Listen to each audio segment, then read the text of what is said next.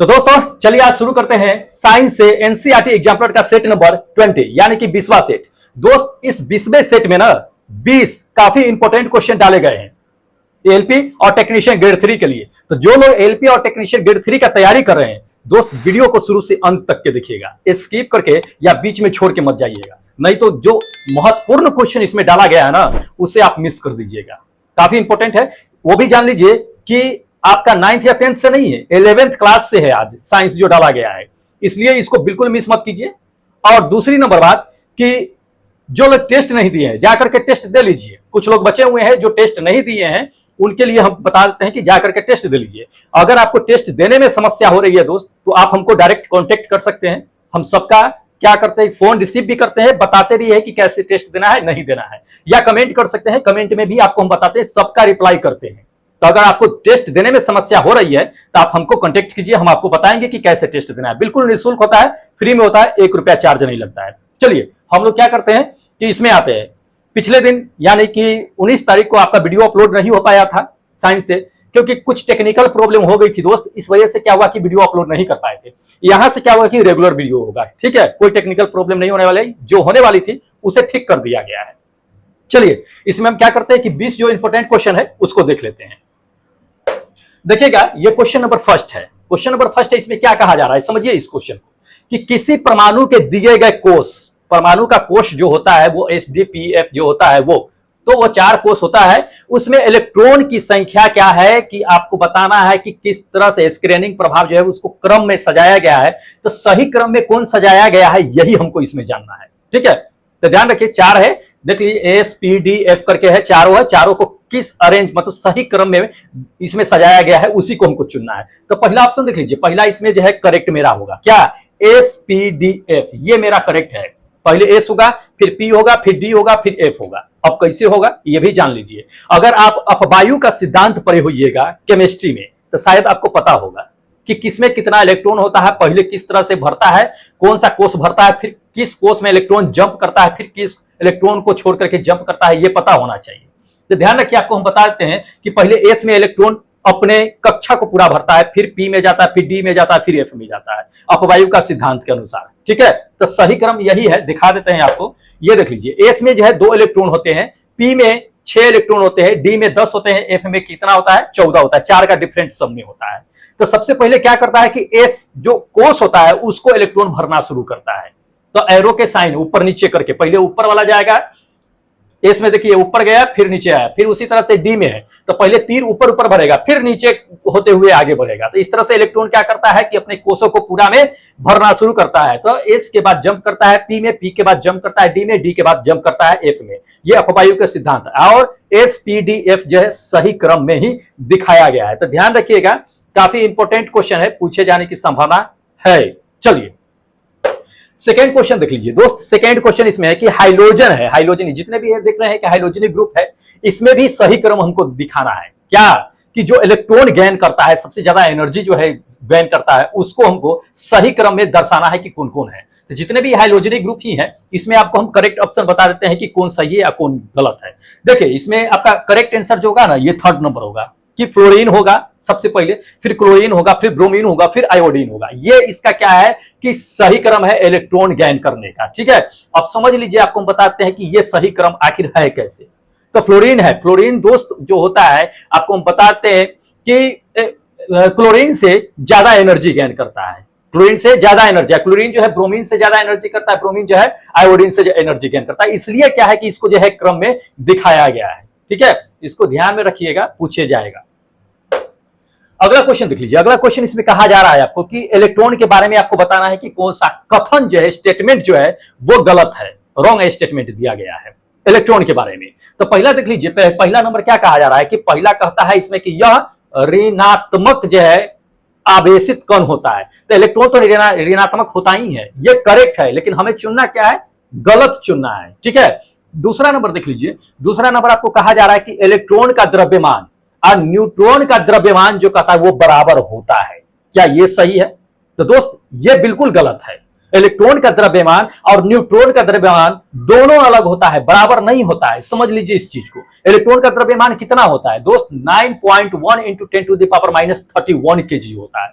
जबकि वहीं पे आप अगर न्यूट्रॉन की बात कीजिएगा तो न्यूट्रॉन की द्रव्यमान कितना होता है दोस्त, 1.674 इंटू 10⁻20 kg होता है। तो क्या दोनों द्रव्यमान सेम है? नहीं है, ये गलत स्टेटमेंट है, तो इसको ध्यान में रखिएगा, इंपॉर्टेंट है। बाकी जो नीचे दिया गया है वो सभी स्टेटमेंट सही है, ये इसको छोड़ के। चलिए अगला क्वेश्चन देखिए, अगला क्वेश्चन इसमें क्या कह रहा है, इसमें कहा जा रहा है आपको कि निम्नलिखित में से परमाणु के कौन से गुण जो है, कौन से गुण थॉमसन मॉडल को जो है क्या है कि सही ढंग से समझाया गया है या समझाया जा सकता है। थॉमसन मॉडल परमाणु, तो थॉमसन मॉडल परमाणु आप पढ़े होइएगा, थॉमसन साहब का मॉडल परमाणु, वो परमाणु मॉडल के तहत जो है क्या है कि सही से समझाए गए हैं परमाणु के गुणों को।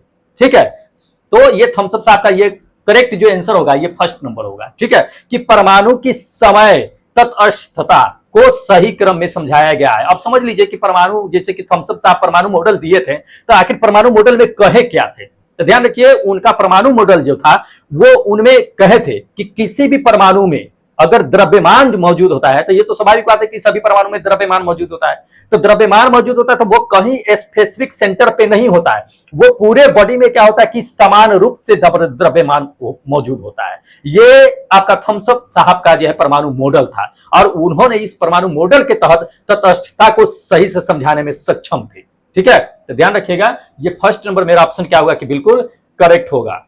ठीक है, चलिए अगला क्वेश्चन देख लीजिए। अगला क्वेश्चन इसमें कहा जा रहा है कि निम्नलिखित में से कौन इलेक्ट्रॉन के निश्चितता के कह रहा है कि पथ या प्रक्षेप अस्तित्व को खारिज करने के लिए जिम्मेदार है। जी हाँ, ध्यान रखिएगा, इंपॉर्टेंट क्वेश्चन है, पूछा भी जाता है। तो आपको देख लीजिए इसमें जो ऑप्शन होगा, क्या मेरा ये ऑप्शन करेक्ट होगा कि पाउली का अपवर्जन जो है सिद्धांत, इस पे जो है इलेक्ट्रॉनों की निश्चितता को जो है खारिज करता है? नहीं, इस पे नहीं करता है। कौन करता है जान लीजिए, आपको हम बताते हैं कि हाइजेनबर्ग के अनिश्चितता सिद्धांत, ये सेकंड नंबर।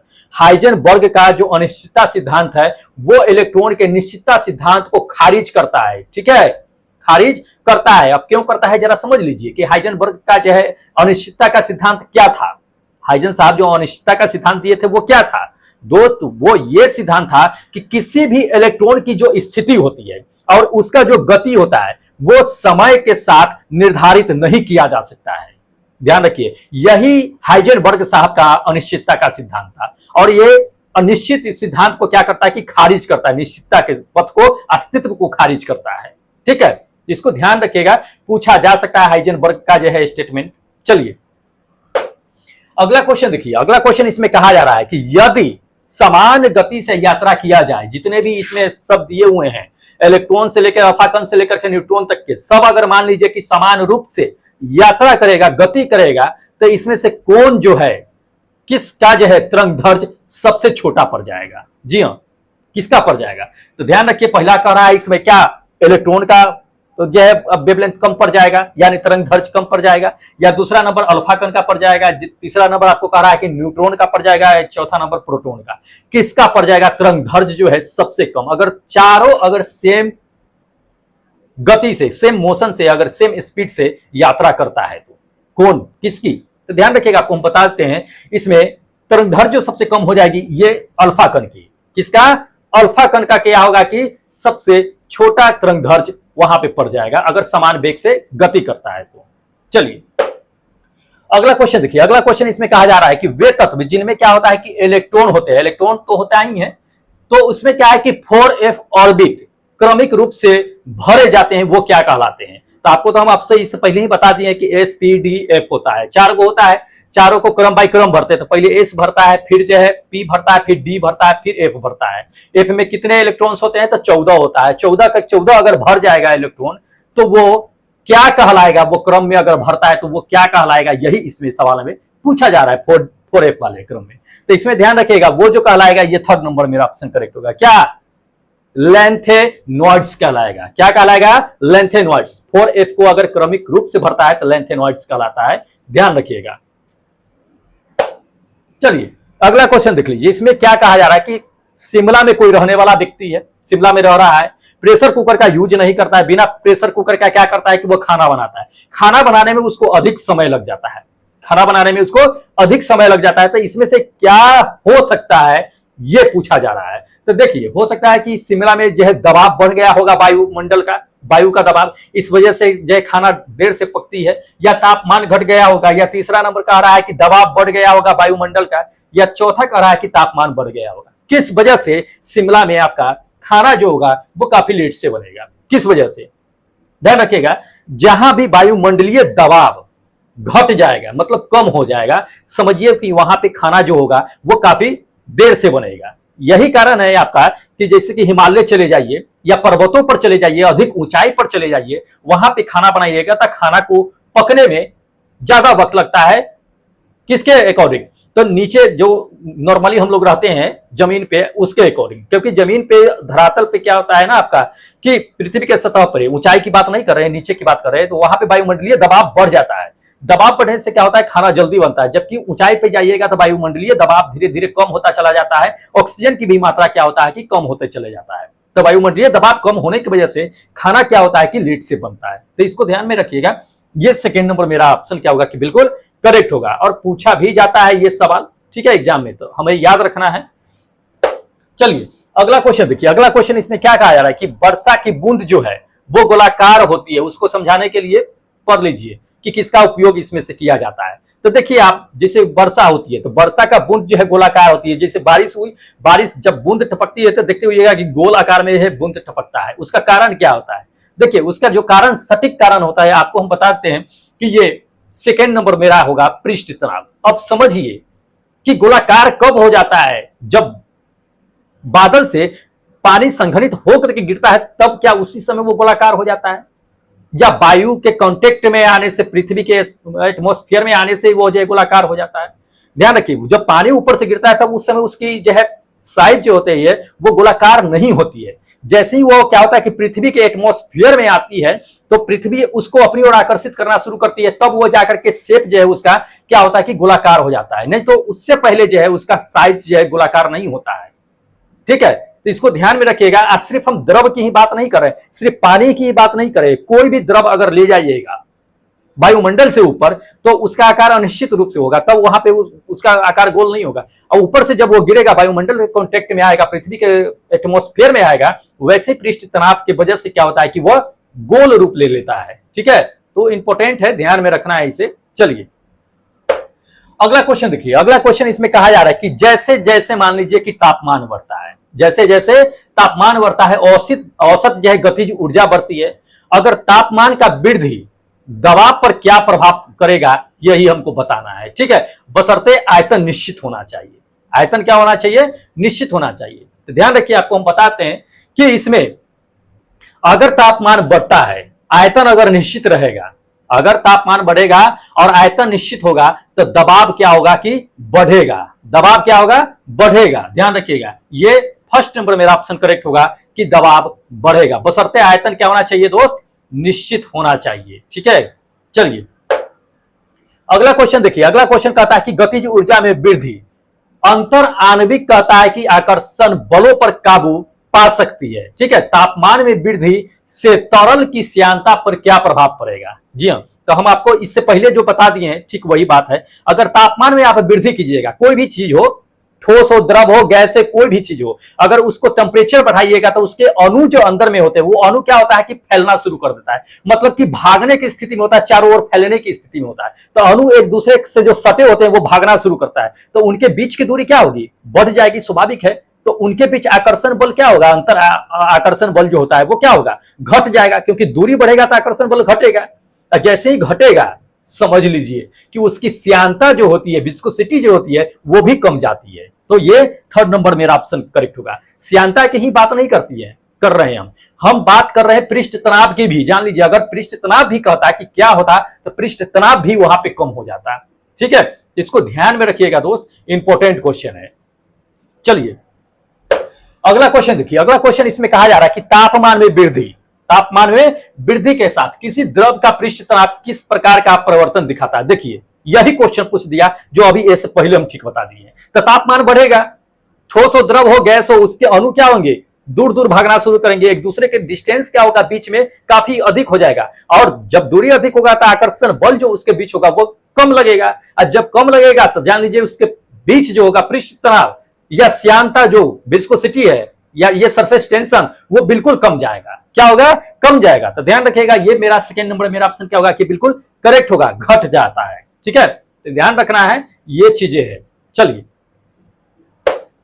अगला क्वेश्चन देखिए। अगला क्वेश्चन इसमें कहा जा रहा है कि पदार्थ का गैसीय अवस्था में संबंध निम्नलिखित में से कौन सा कथन सही है। ठीक है, पदार्थ के गैसीय अवस्था की बात कर रहा है। देखिए, जब कोई पदार्थ अगर गैसीय अवस्था में है तो उसके अणु के रूप में क्या होगा? अणु क्या होगा? तो ठोस, द्रव और गैस को अगर देखिएगा तो अणु जो होते हैं ठोस में वो काफी एक दूसरे के करीब होते हैं, काफी एक दूसरे को बंधे होते हैं, इसी वजह से वो क्या होता है कि ठोस होता है। उसके अकॉर्डिंग अगर आप चले जाइएगा द्रव में, तो ठोस में जिस तरह से अणु एक दूसरे से काफी नजदीक होते हैं, आपस में बंधे होते हैं, तो द्रव में थोड़ा सा हट हट के अणु होता है। क्या होता है? हट हट के अणु होता है। गैस में चले जाइएगा तो सब जो है अलग अलग होता है, फैला होता है। जैसे ही उसको ज्यादा टेम्परेचर मिलेगा वो भागने की स्थिति में होता है कि अपने इच्छा अनुसार जिधर रास्ता मिले उधर निकल लेना है। ठीक है, गैस में तो ध्यान रखिए, दो कंडीशन हो सकता है कि अणुओं की जो होती है वो पूर्ण अव्यवस्था होता है, गैस में व्यवस्थित रूप से नहीं होता, व्यवस्थित रूप से ठोस में होता है। ठीक है, तो गैस में व्यवस्थित रूप में नहीं होता है। तो ये जान लीजिए कि ये सेकेंड नंबर अणु जो होगा वो पूर्ण रूप से अव्यवस्थित रूप में होगा। दूसरी नंबर कि वो अपने इच्छा अनुसार जो है गति करना चाहेगा। तो ये थर्ड नंबर भी मेरा करेक्ट होगा, यानी कि दोनों होगा। ठीक है, ध्यान रखिएगा, ये दोनों होगा, लेकिन आपको एग्जाम में इस तरह से नहीं देगा। या तो दे देगा कि उपयुक्त दोनों, तो आप नीचे मार सकते हैं कि उपयुक्त दोनों में मार सकते हैं टिक, इस तरह से नहीं देगा, नहीं तो ये दोनों में टिक नहीं मार सकते हैं। ये आपको बताते हैं कि ऐसा ऑप्शन हो सकता है।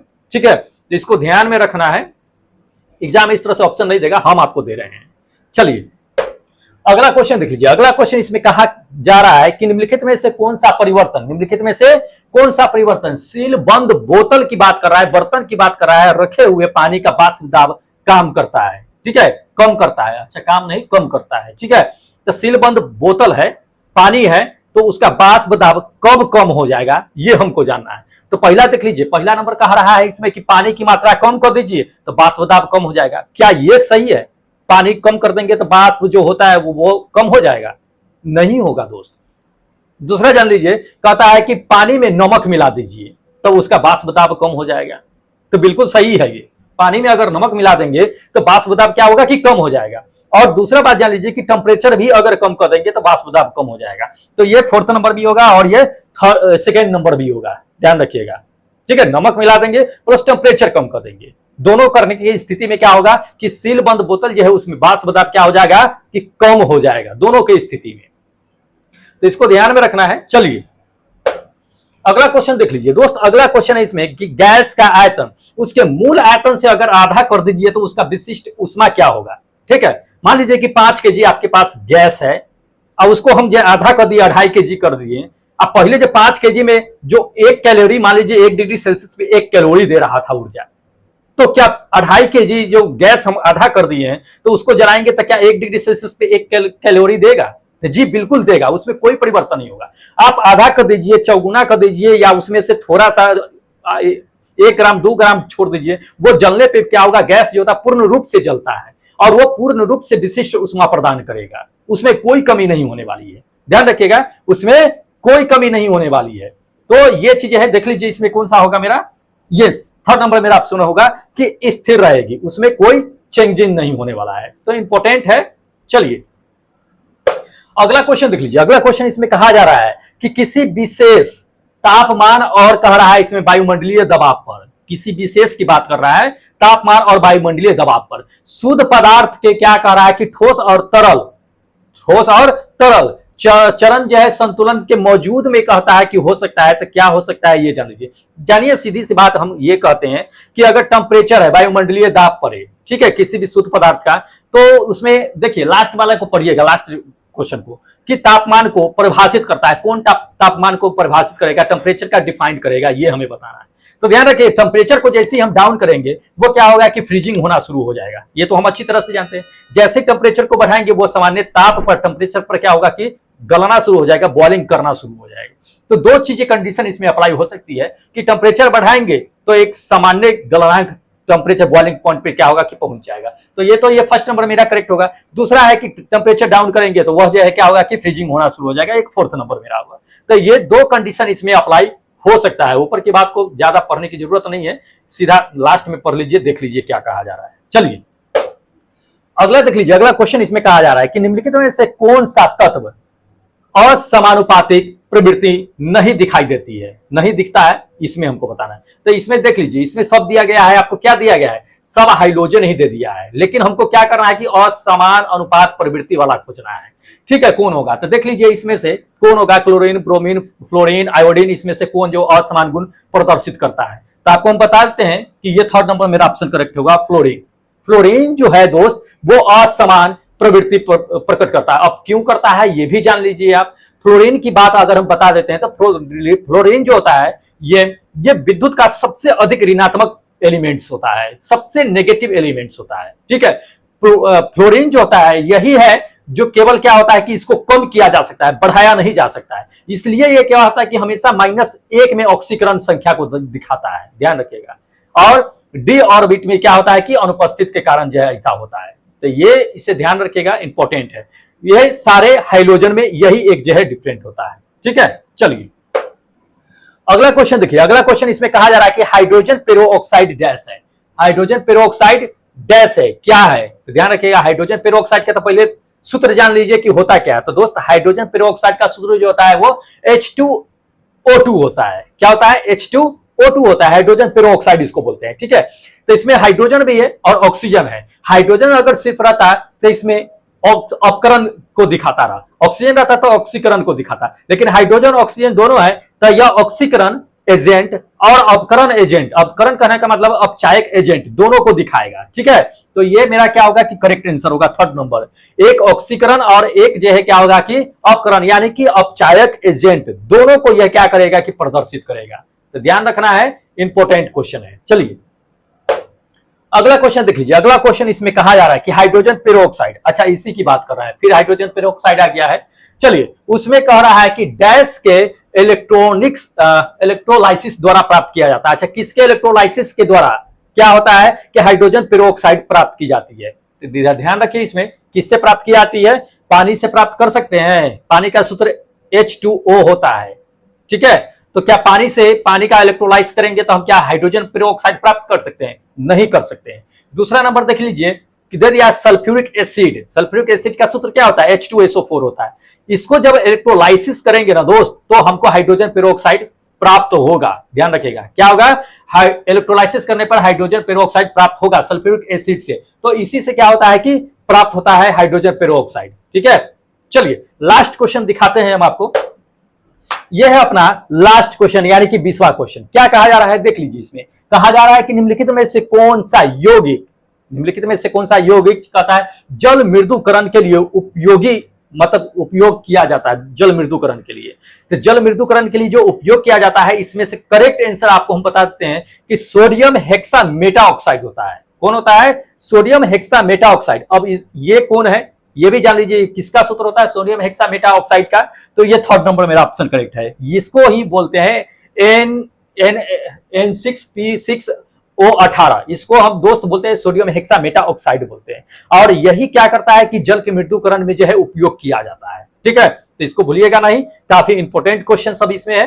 ठीक है, तो दोस्त ये था अपना 20 इंपॉर्टेंट जो एएलपी ऑटोकेशन में आने की संभावना काफी अधिक है। इस सभी को पढ़ते रहिएगा। अगर इस सब का अगर आपको पीडीएफ चाहिए तो दोस्त टेलीग्राम से ज्वाइन हो जाइएगा, लिंक आपको डिस्क्रिप्शन बॉक्स में ही मिल जाएगा। वहीं पे इसका क्या होगा कि पीडीएफ आपको प्रोवाइड करा दिया जाएगा। ठीक है, और अगर टेस्ट देना चाहते हैं, टेस्ट में भाग लेना चाहते हैं तो बिल्कुल लीजिए, निःशुल्क है, फ्री है, कोई 1 रुपया पैसा चार्ज नहीं होता है। उसका भी लिंक आपको डिस्क्रिप्शन बॉक्स में दिया गया है। अगर किसी तरह की समस्या होती है दोस्त तो आप कॉल कर सकते हैं, इस नंबर पे कॉल कर सकते हैं। आप किसी भी समय कॉल कीजिए, कोई इश्यू नहीं है, हम सबका कॉल रिसीव करते हैं, सबके समस्या का समाधान बताते हैं। अगर आपको टेस्ट में दिक्कतें हो रही है या लग रहा है कि नहीं, आप सजेस्ट कर सकते हैं कि इसके बाद हम कौन सा सेट प्रोवाइड मतलब चलाएं।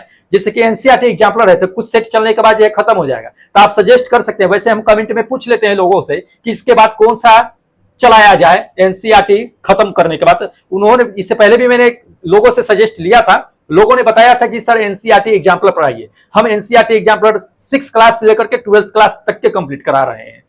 ठीक है, तो अब ये खत्म होने वाली है, तो कमेंट कीजिएगा आप लोग कि क्या पढ़ाया जाए। इसके बाद पूरा मिक्स लेकर के आए या फिजिक्स एक बार फिर से हम आप लोगों को पढ़ा दें, क्या करें, ये कमेंट जरूर कीजिएगा। चलिए जाकर के टेस्ट दे लीजिए और टेलीग्राम ज्वाइन जरूर कर लीजिएगा, पीडीएफ मिल जाएगा आपको। चलिए हमको अब इजाजत दीजिए, फिर मिलेंगे हम एक नए वीडियो के साथ, एक नए सेट के साथ। तब तक जय हिंद दोस्तों।